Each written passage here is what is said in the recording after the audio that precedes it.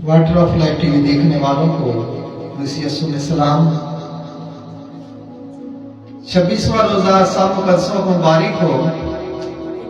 तो अजीजों, आज का कलाम मुकद्दस पहला तवारीख और उसका 28वां बाब और उसकी 9 नंबर आयत पर गौर करते हैं। और तू ए मेरे बेटे सुलेमान अपने बाप के खुदा को पहचान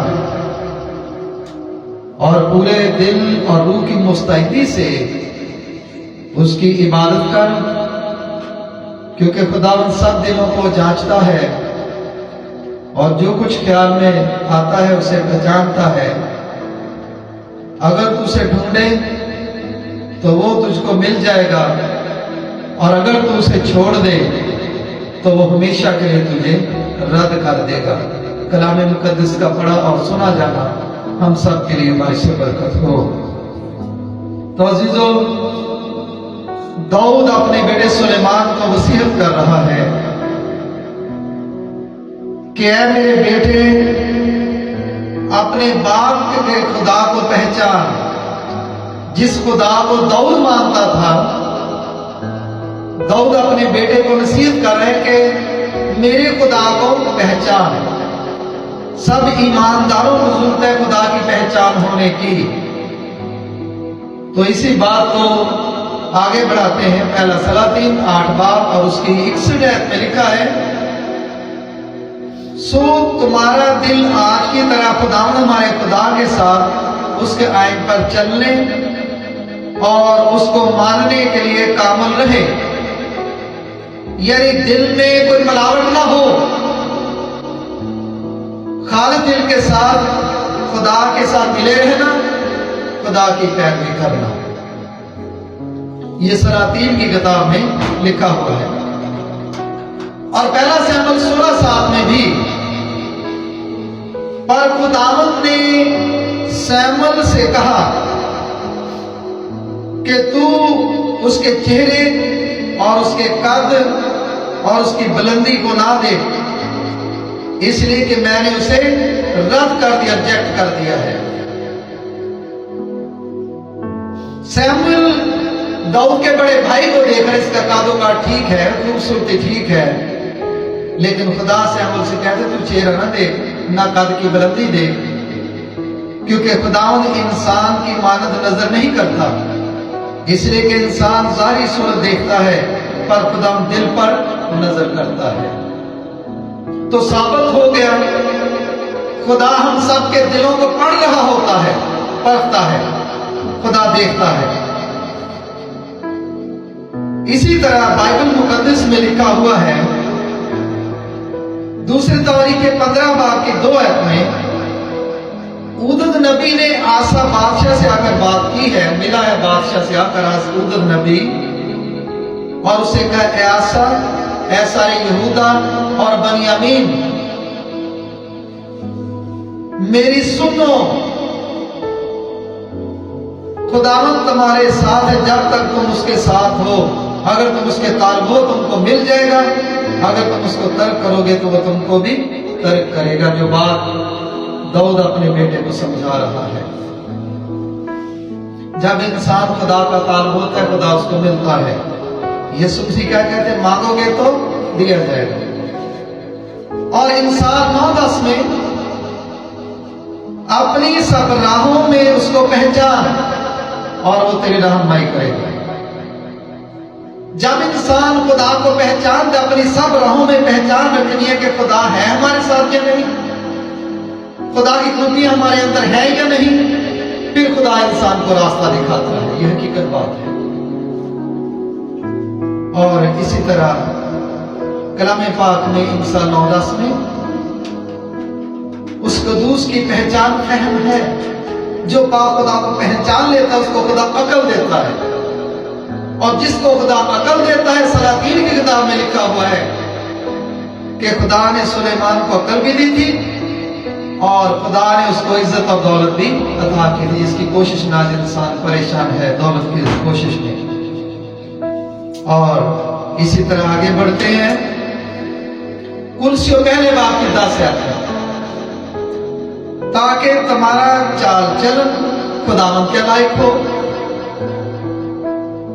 اور اس کو ہر طرح سے پسند آئے، اور تم میں ہر طرح کے نیک کام کرنے کا پھل لگے اور خدا کی پہچان میں بڑھتے جاؤ۔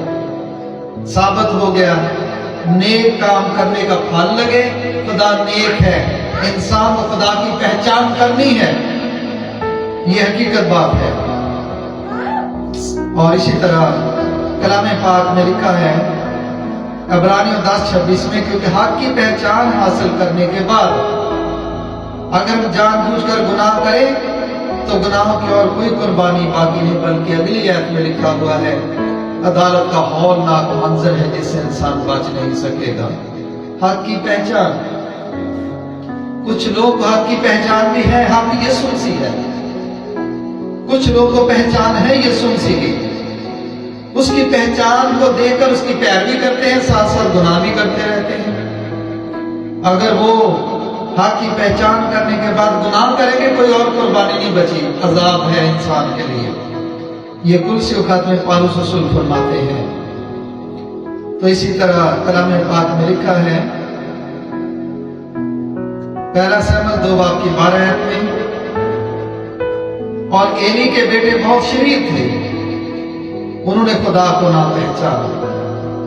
جو خدا کو نہیں پہچانتے لوگ، ایلی کاہن کے بیٹوں کی ہسٹری یہ ہے کہ وہ ہیکل میں جو عورتیں قربانی لے کر آتی تھی ان کے ساتھ لکھے ہم آگوشی بدفعلیاں کرتے تھے، شریر تھے، اور خدا نے دونوں کو مار دیا تھا۔ حالانکہ کاہن تھے، خدا کے کاہن کے بیٹے تھے، انہوں نے خدا کو نہیں پہچانا، شریر تھے۔ تو ثابت ہو گیا جن کو خدا کی پہچان نہیں ہوتی وہ بدیاں کرتے، غلط کام کرتے ہیں۔ ہمیں داؤد کی نصیحت کو لینا ہے آج۔ یہاں سلیمان نہیں سن رہا، یہاں آج ہم سب سن رہے جو موجود ہیں۔ خدا کے کلام مقدس میں لکھا ہے یرمیہ کی کتاب کے 31 باب کی 34 آیت میں، خدا ان کو پہچانو، یعنی میں خدا کو پہچاننا ہے۔ اور زبور 91 کی 14 آیت میں جن کو خدا کی پہچان ہوتی کیا ملتا ہے؟ میں اسے سرفراز کروں گا کیونکہ اس نے میرا نام پہچانا ہے۔ جن کو خدا کی پہچان ہو جاتی خدا ان کو ترقی دیتا ہے۔ یسایا کی کتاب میں لکھا ہے خدا دنیا کی بلندیوں تک لے جاتا ہے۔ اور کلام پاک میں یوحنا 10 باب کی 4 آیت میں لکھا ہے اور جب وہ اپنی سب بھیڑوں کو نکال چکتا ہے تو ان کے آگے آگے چلتا ہے اور بھیڑیں اس کے پیچھے پیچھے چلتی ہیں کیونکہ وہ اس کی آواز کو پہچانتی ہیں۔ جن کو خدا کی پہچان، جن کو یسوع کی پہچان، اس کا پیچھا نہیں چھوڑتے بلکہ اس کے ساتھ ساتھ چلتے ہیں۔ اور اسی طرح دانیل 11:32 میں، لیکن اپنے خدا کو پہچاننے والے تقویت پا کر کچھ کر دکھائیں گے۔